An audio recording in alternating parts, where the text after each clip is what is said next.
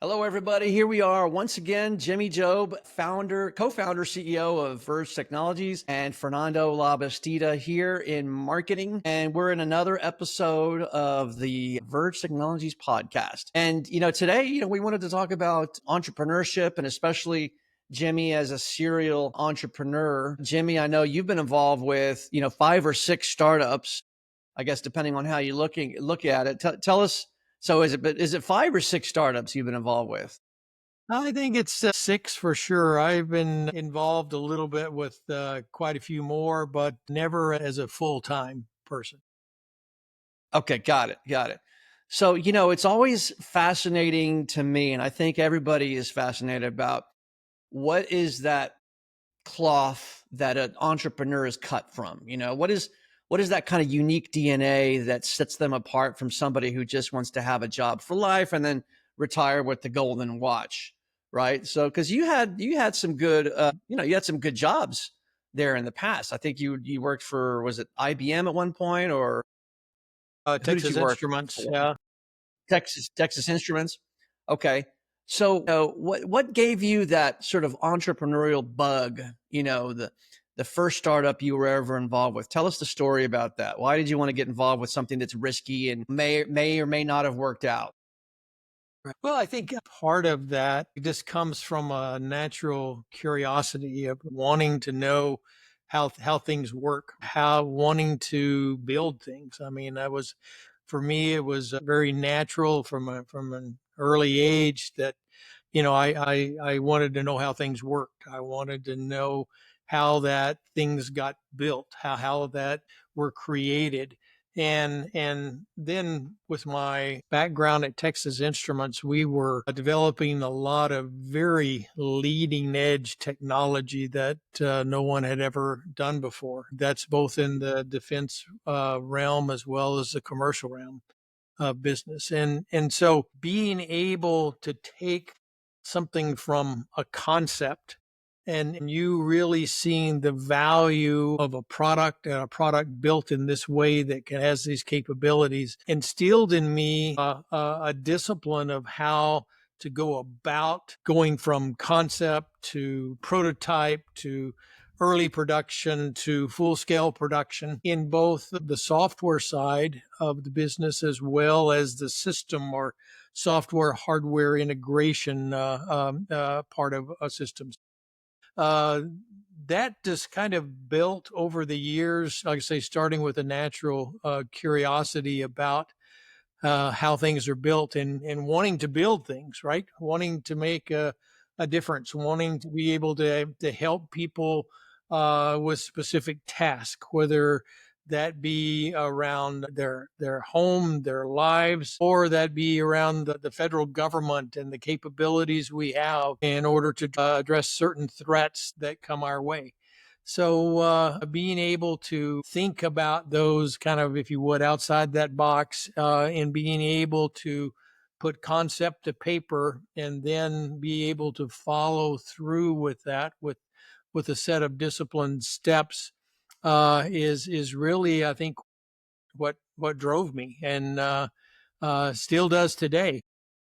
I love the business we're in, the software. I love the leading edge technologies we're using in order to help enterprises be able to run their operations more efficiently, more cost effectively, and more reliably, more with more resilience than they've ever done before. And that motivates me. But outside of our business, I still love to build things with my hobbies. I mean, if I was building houses or I was building dams or whatever, that joy of building and creating would be still a very great motivator for. Oh, that's that's fantastic. So there was kind of like a what I'm hearing from you, Jimmy, is that there's kind of a combination of 2 factors here. Your kind of natural curiosity about how things work, wanting to improve things, wanting to see things, go from idea to concept to prototype to production, and then being in a job, I guess one of your first jobs, if not your first job, in which that was the job itself, like Texas Instruments being kind of entrepreneurial in a way, and that you were developing cutting edge technology within a corporation, and and people, people think that that's kind of contradictory. They think that they're sort of hampered by the straitjacket that is a corporate job, when in reality, some of the biggest innovations have come from Bell Labs, and the rocket propulsion labs, and all these large organizations, where people are kind of free to innovate, kind of like the way Google does, where they say, look, they tell their employees 10% of your time you could work on whatever you want. So that is Right. actually fascinating. So what was that first startup that you joined right after Texas Instruments, or your or Right. whenever it was? What was that first startup that you Yeah, joined? so yeah, my very first startup was a company. We were living in the Dallas area, and I just finished with Texas Instruments. If you would, the business or division that I was working for was sold to another company, and I helped that other company do the transition for about 18 months. And at that point, I had decided that I'd kind of gotten the startup bug, because one of the last projects I worked with Texas Instruments was building a brand new state of the art, new thinking, new way of being able to model and manage your business, right? At the enterprise level.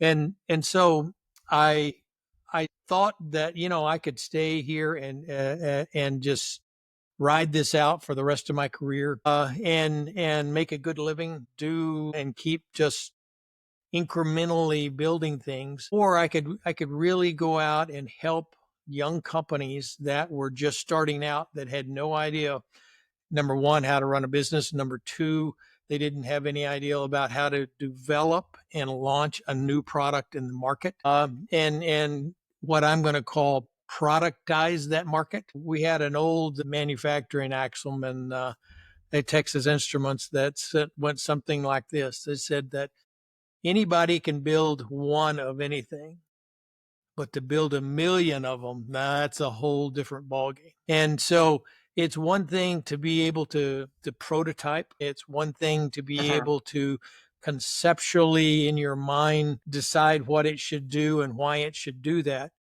But actually putting that on a production line, and software has a production line like hardware, it's just in a different realm, right? And being able to productize that and make sure it's scalable and make sure it's thoroughly tested and make sure all the documentation is around it and doing all the things you need to do in order to launch a product. I learned a lot of that during my time with Texas Instruments in a variety of different fields and different technologies. And so it became natural for me to want to help other companies that were starting out, startups more in particular, to be able to do that, Mhm. right? And so my Mhm. first startup was a startup within the telecommunications vertical, and we were building Right. BSS, OSS, business support system, operational support systems for at that point in time a newly emerging sector called the CLECs. They were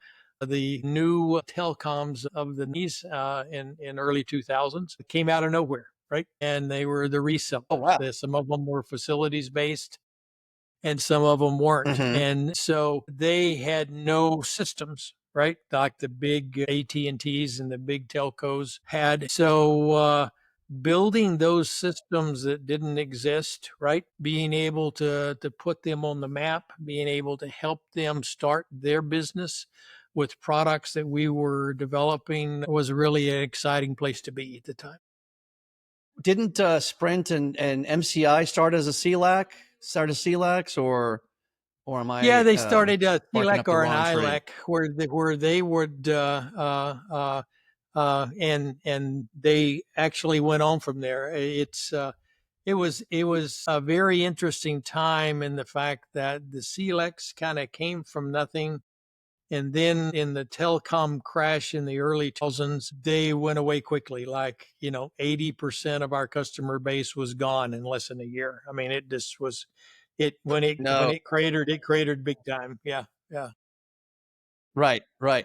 So the company that you joined, the startup that you joined, was that a company that helped CLAT? I mean, were you kind of like Yeah. engineering So or we like were a? a provider of systems, operational systems that allowed those new CLECs to take orders, track orders, turn up service to customers, be able to look at circuits and networks and troubleshoot those circuits or networks as far as what was wrong with them. We provided a lot of those. The company that I joined was already at that point a public company, Right. but they wanted to start a brand new line of business with the Celex. And so they asked me to help them build the product suite that we would in turn sell to that new market segment. And so I had moved my family to New Jersey to join this Mhm. company, and their very first customer was in Dallas. So I got to move back to the Dallas area within a year, 18 months of moving to New Jersey to help them start a brand new business. And so it was a very great rocket ride for that first business. Mhm. And creating it, Yeah. we went from nothing to probably $50 million a year in recurring revenue within about 18 months. I mean, it was that fast. Jeez. We built, Gee, we that must probably have built been. 14 new products, Mhm. and it was indeed a rocket ride. What was your role in that company? So I was senior vice president of product development, which included product management, customer support. It included kind of everything except the company operations. So I was in charge Mhm. of all new product development, the rollout, getting that stuff installed, getting it turned up, getting it supported. So all things product, if you would. Yeah, yeah, that's a friend of mine who was a senior product manager at Microsoft told me, Fernando, the best, most reliable path to becoming a CEO at a company is through product management. So product management, product development, et cetera. So you definitely chose the right track there, Jimmy. It was a great track. So my second startup was with a company out of the Boston area. Oh, okay. The 128 corridor, right? Yeah, yeah, exactly. So in the Boston area, it was interesting. It was also kind of a telecommunications play. It was a startup that had been on the ground running for 4 or 5 years, a lot of issues. And what made it very interesting to me is that most companies that I had experience with were US companies that were wanting to expand outside the traditional US borders into Europe, into Asia, and localize their product for new markets outside the US. Where this company was actually a French company that was wanting to get some new innovative products established in the US. So it was kind of the opposite effect, right? Wow. And so, as part of that, I moved my family to France. We set up shop in kind of the French state of Alsace, which was right where Germany and Switzerland and France all kind of come together there. A town called Mulhouse, and Lyon was the other Wow. part of our operation. And so we built telecommunications network products and analysis products for traffic control and for processing. And so it was about getting that foothold in the US market, right? And so we moved to France, and that particular company ended up being sold to another telecommunications company, and I moved back to the States at that point. So, that's fascinating to me because I've also been involved with bringing foreign companies into the US market. In my case, in particular, Latin American companies.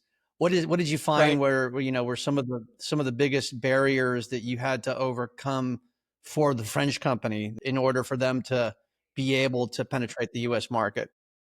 Well, a lot of it was the not invented here, right, syndrome. Some of the resistance was in the fact that, well, okay, how are you going to support this? You got the team in the US on the ground. You're going to do this. How are you going to move it forward? Is your product innovations, are you going to do more localization for the US regulatory environments versus the European regulatory environments? How do you straddle that fence, right? And so there were a lot of those kinds of questions, but those kinds of questions were on the other side if you were a U.S. company going to Europe, for example. So it was a lot of the same types of things, but just in reverse. It was easier for me because I came from the US and I had a lot of domain experience around regulatory requirements as well as a lot of domain knowledge that it sometimes is missing if a product is developed, designed for a different market than what you're in. Right. Okay. Well, that's fantastic. That's fascinating. So, what was the next startup you're involved with, Yeah. or the next most interesting Yeah. startup?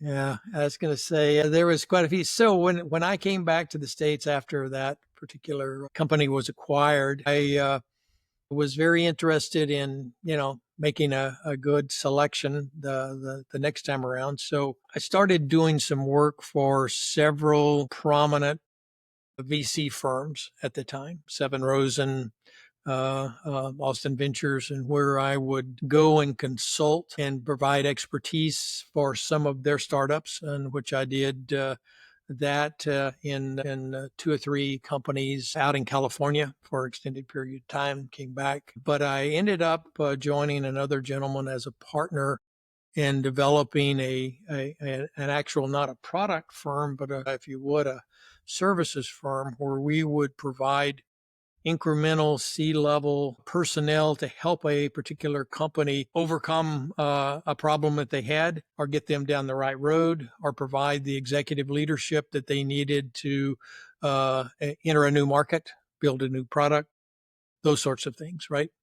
And so I had a number of opportunities there. One was as an interim CIO for a national photography studio. So lots of projects there. Wow.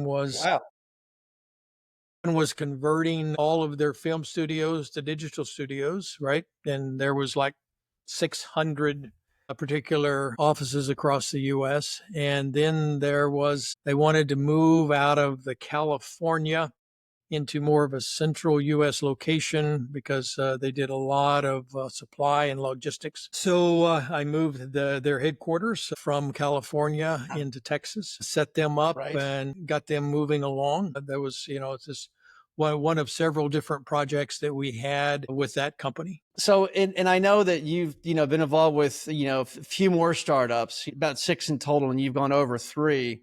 I don't want to, uh, you know, use all your time talking about all your different startups because your eyes are probably going to glaze over. But one of the things that I wanted to get from you, from all your experience involved with startups and with innovation and with building companies and turning companies around and helping companies get established in other countries, et cetera. What is the number one factor for success for startup companies from your point of view? And maybe it's not just one thing, maybe it's two or three things or whatever, however many on your list. But what would you say are those factors that lead to startup companies really have to adhere to and focus on in order to be successful in their markets? There's some intrinsic things that, of course, matter no matter what business you're building. Even if you get the discipline right, you're building a product that's got a market and has got traction. But timing is crucial. I got to say that luck is somewhat on that ticket as well. Uh, Yeah. and being able to you get a lot of people say, well, look what I did. Look what I did. And I say, yeah, you did. And you were disciplined. You did all the things to punch that ticket. But at the end of the day, there was some luck and some timing that if they didn't go your way, we wouldn't be talking today. Right. And so Exactly. I'm always skeptical of people when they say they've done it all and they've done it all themselves, right? Because I know the flip side of that, right? And so the market can be in your favor and the market can turn on you at a dime. I mean, it can happen overnight. Case in point was the telecommunications company that I was with there, where we were building products for the CLEX. We went from probably 50 customers to probably 10 customers in 6 months. And it wasn't the fact that those customers just weren't buying our product anymore. Those customers didn't exist anymore. They just weren't there. And so Jeez. as Yeah. fast as they come, market can change, conditions can change. International or national events can definitely look at the change the way the market views you and your products, right? So the first step is you can't worry about that because you can't control it, right? But but it is a factor. The things you can control is being very disciplined and focused about the product you want to develop. Don't get distracted, right? Build that product and get it to market as soon as you can so that you can get it validated. You get some traction with somebody, even if you got to give it away. Get it installed because you're going to learn more about that first customer installation than your development teams learned in the last 6 months because it's in a real life production environment. And then once you're kind of past that alpha beta stage, really bear down on what I'm going to call the productization. I think that is key. It doesn't take many black eyes before the word gets around the industry and people don't even want to try it anymore, right? So do your best to make sure that it's the best product, the best user interface with the usability, with the reliability, with the scalability, with the fault tolerance that your customers are expecting. And I've got to think too that, with the timing and the luck thing that you mentioned. Well, first of all, I think that luck is something you can't control, but you can play the odds, so to speak, like a gambler would, Yeah. by You can make some of your own trying luck. to, yeah, you could make some of your own luck. You could be a serial entrepreneur. I remember hearing about somebody who says, look, you can't control luck, but you can throw the dice more often. And the more often you throw the dice, the more chances you'll get to be lucky. Yeah. So, Right, right. so Well, with your current and I startup, think and this is the last I question. think Okay. to that point, Fernando, I think that persistence. I mean, never give up because with any startup, with anything you're developing, there's going to be a lot of times where it'd be a lot easier just to say, I don't want to do this anymore than it would be to push through, right? And you could just never let that happen. And I think to some extent, the people who, like myself, who get enthused about building new things and new products, they have a tendency just to be up anyway, right? They're excited about what they're doing and why they're doing it, right? It's not just a job for them, right? It's a passion. Exactly. Coming all the way around to your current startup, Verge Technologies, how many of those factors were present, of those factors of success today with Verge? So I think they were all there. I think there was, in all transparency, I think there was a somewhat of a timing issue in the fact that we saw this market emerging much faster than what it actually did as far as being able to manage in multi-cloud, hybrid cloud environments and being able to manage in both a vertical plane and a horizontal plane and integrating those together so you have one view of that asset and can manage it accordingly. That market matured probably 2 or 3 years after we started building our product or finished building our product, which pretty much forced us from a general market to more of a leading edge risk taker, early adopter kind of an approach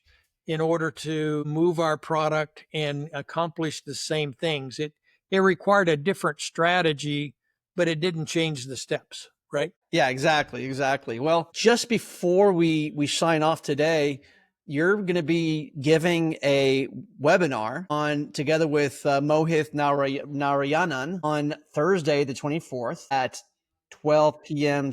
No, at what is it? 1 p.m. Central Time, 2 p.m. Eastern Time, called Transforming Enterprise IT Real-Time Database Management Across Multi-Cloud Environments. If you could give us like a little, you know, soundbite preview of the webinar, and just in case somebody wants to sign up at the last minute, that would be great.